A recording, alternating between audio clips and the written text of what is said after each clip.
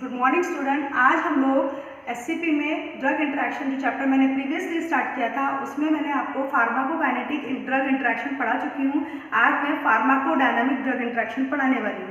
Pharmacodynamic drug interaction में क्या होता है? अभी तक हम लोगों ने फार्माकोकाइनेटिक देखा था, उसमें एब्जॉर्प्शन, डिस्ट्रीब्यूशन, मेटाबॉलिज्म और एक्सक्रीशन का डिस्कशन हम लोगों ने कर लिया है।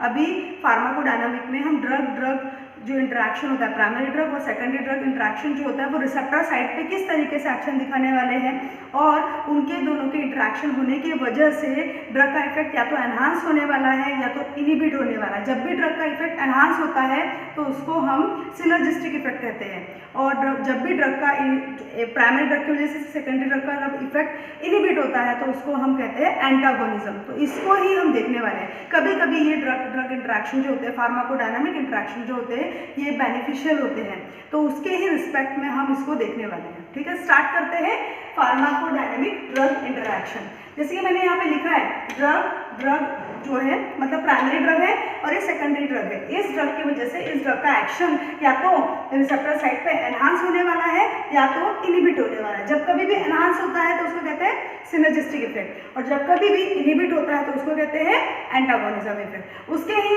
आधार पर हम लोग यहाँ पर कुछ एग्जांपल्स डिस्कस करने वाले हैं। फर्स्ट है इंटरैक्शंस एनहांसिंग इफेक्ट। ऐसे इंटरैक्शन जब वो होते हैं तो एनहांस इफेक्ट मिलता है।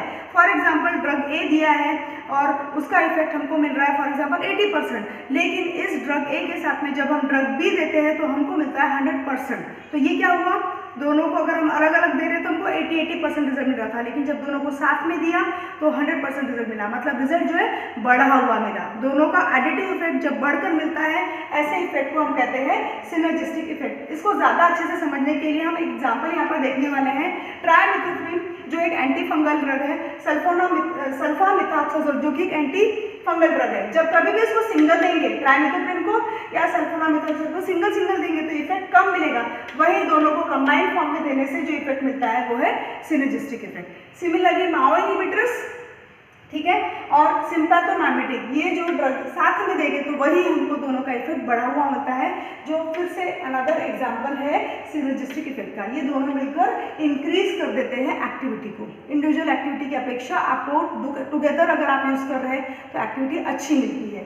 अब हम यहाँ देख रहे हैं सेकंड, इंटरैक्शन इनहिबिटिंग इफेक्ट। कभी कभी हमको इनहिबिशन भी चाहिए होता है हमारे प्राइमरी ड्रग का, ठीक है, वो कौन सा केस है वो हम यहाँ पर देखेंगे। इंटरैक्शन इनहिबिटिंग इफेक्ट में हम एग्जांपल देख रहे हैं एसिटिलकोलिन का, जो ब्लॉक कर देता है एक्शन ऑफ एट्रोपिन। किसी ने एट्रोपिन एडमिनिस्टर कर लिया है या एट्रोपिन का डोज ज़्यादा हो गया है तो उसको उसके साइड इफेक्ट या एडवर्स ड्रग रिएक्शंस हो जाएंगे वहाँ पर, तो उसको ब्लॉक करने के लिए हम एसिटिलकोलिन यूज़ कर सकते हैं। तो इंटरैक्शन इनहिबिटिंग इफेक्ट यहाँ पर बेनिफिशियल तरीके से हमको काम में आ सकता है। सिमिलर एग्जाम्पल है अल्कोहल।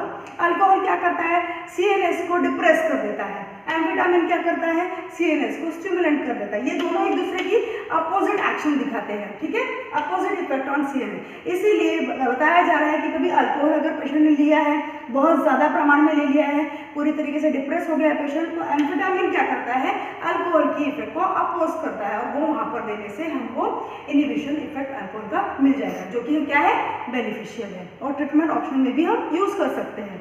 नाउ थर्ड है alteration at electrolyte level. Electrolyte level को सबसे पहले समझ लेंगे। Alteration in fluid and electrolyte balance में modify the effect of primary drug. Example यहाँ पर है डाययूरेटिक, डिगॉक्सिन और potassium chloride. Always give good effect. इसको समझ लेंगे। जैसे कि मैंने आपको बताया हार्ट का पेशेंट है, इसको डाययूरेटिक्स दिए जाते हैं, ठीक है, और डिगॉक्सिन भी दिया जाता है। डिगॉक्सिन क्या है, कार्डियोटॉनिक है, प्लस साथ में पोटेशियम सॉल्ट देना बहुत ज़्यादा मस्ट है। अगर आपने पोटेशियम सॉल्ट को स्किप कर दिया, ये पोटेशियम सॉल्ट यहाँ पे नहीं दिया तो क्या होगा। डाययूरेटिक्स ने क्या किया है, ऑलरेडी डाययूरेटिक्स जो है बहुत सारे इलेक्ट्रोलाइट्स जो है सोडियम, पोटेशियम क्लोराइड आयंस को बाहर निकाल देता है बॉडी के by the urination. Frequent urination करवाता है, बहुत बार पेशेंट यूरिनेशन के लिए जाता है, उस वजह से काफ़ी सारे इलेक्ट्रोलाइट्स निकल जाते हैं।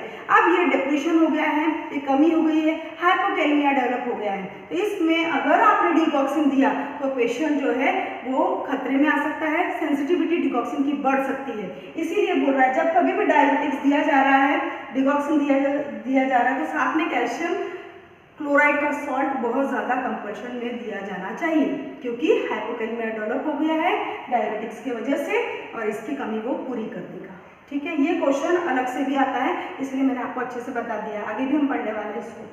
नाउ 4th नंबर पे है drug interaction at same receptor site. जब एक ड्रग है और सेम रिसेप्टर पे काम कर रहे हैं तो वहाँ पर फार्माकोडायनामिक ड्रग इंटरेक्शन कैसे बेनिफिशियल है, वहाँ पर हम एग्जाम्पल के तौर पर देखने वाले हैं।